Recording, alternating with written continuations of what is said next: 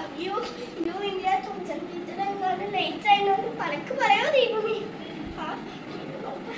May I come in miss? എന്താ ഇപ്പൊ late ആയത്? എന്താ ലേറ്റ് ആയത്? അത് പിന്നെ മിസ് ഞാൻ ഉറങ്ങിപ്പോയതാ.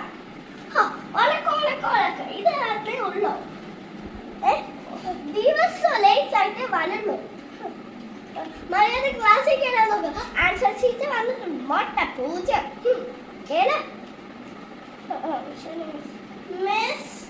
ഇനി എന്താണാവോ ആൻസർ ഷീറ്റ്? ഇനി അത് കിട്ടാതെ നാളെ അച്ഛനെ അല്ലെങ്കിൽ അമ്മേനെ കൂട്ടിട്ടേ ഈ ക്ലാസ് റൂമിൽ വരാമോ? പിന്നെ ഇതിൽ അച്ഛൻ്റെ അല്ലെങ്കിൽ അമ്മയുടെ സൈനും വേണം. അച്ഛാ എന്താ? മിസ് പറഞ്ഞു നാളെ അച്ഛനെ അല്ലെങ്കിൽ അമ്മേനെ കൂടെ കൊണ്ടുവരണമെന്ന്. അതെന്താ മിസ് അങ്ങനെ പറയാൻ കാരണം? അത് പിന്നെ കയ്യിലെന്താ എന്റെ ആൻസർ ഷീറ്റ്? എന്താ നിന്നെ ഇന്ന് ഞാൻ മോട്ട പൂജ പാടണം.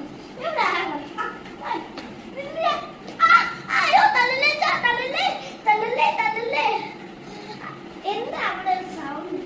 എന്തിനാ നിങ്ങളെ കുട്ടീനെ ഇങ്ങനത്തെ ആന്റി ആന്റി തലലേന്ന് പറയാ? ആന്റി എപ്പോഴും പഠിത്തം. രാവിലെ അല്ലേ ചാടും. 7 മണിക്ക് ട്യൂഷന് പോകണം. പിന്നെ അത് കഴിഞ്ഞ് വന്നാൽ സ്കൂളിൽ പോകണം.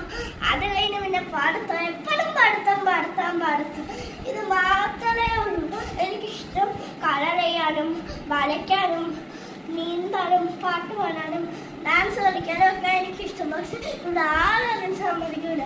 ഞാൻ സ്കൂളിൽ പോവാം, പക്ഷെ എനിക്ക് ട്യൂഷന് പോകുന്ന ഇഷ്ടമല്ല. എന്തായത് നമ്മൾ കുട്ടികളെ ഇഷ്ടമുള്ളത് വേണം പഠിപ്പിക്കാൻ. കാരണം കുട്ടികൾക്ക് ഇഷ്ടമുള്ളത് പഠിപ്പിച്ചാൽ ആ കലയിലൂടെ തന്നെ അവൻ ഉയരാം. മാത്രമല്ല നമ്മൾ കുട്ടികളുടെ കഴിവുകളെ പ്രോത്സാഹിപ്പിക്കണം. ഇത് ഞാൻ എല്ലാ മാതാപിതാക്കളുടെ അടുത്തും പറയുകയാണ്. മാത്രമല്ല പഠിക്കാൻ വേണം. അത് കുട്ടി സ്കൂളിൽ പോകാമെന്ന് പറഞ്ഞല്ലോ. ജയവും തോൽവിയും ഒക്കെ സർവ്വസാധാരണയാണ്. അത് ആർക്ക് വേണമെങ്കിലും ഉണ്ടാവാം, എപ്പോൾ വേണമെങ്കിലും. കുട്ടികളെ ഇങ്ങനെ അനാവശ്യമായി നിർബന്ധിച്ച് പഠിപ്പിക്കരുത്. കുറച്ചൊക്കെ പഠിപ്പിക്കണം. പക്ഷെ നമ്മൾ മാതാപിതാക്കൾ കുട്ടികൾക്ക് ഇഷ്ടമുള്ളത് ചെയ്യാൻ അനുവാദവും കൊടുക്കണം. എല്ലാ മാതാപിതാക്കളും ഇങ്ങനെ ചെയ്യുമെന്ന് എനിക്ക് വിശ്വാസമുണ്ട്. നന്ദി, നമസ്കാരം.